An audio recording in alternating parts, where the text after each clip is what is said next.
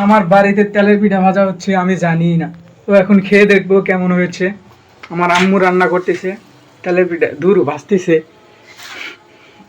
মানুষ বলতেই ভুল, ভুল হতেই পারে। এই যে দেওয়া হয়েছে একটা, রেডি হচ্ছে, দেখা যাক কত না এটাও তৈরি হয়, তারপরে খেতে পারি।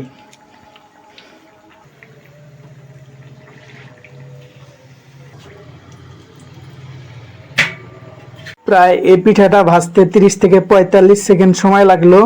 দেখি খেয়ে দেখে এখন কেমন হয়েছে।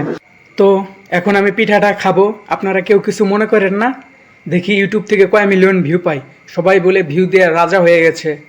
বিসমিল্লাহির রহমানির রহিম।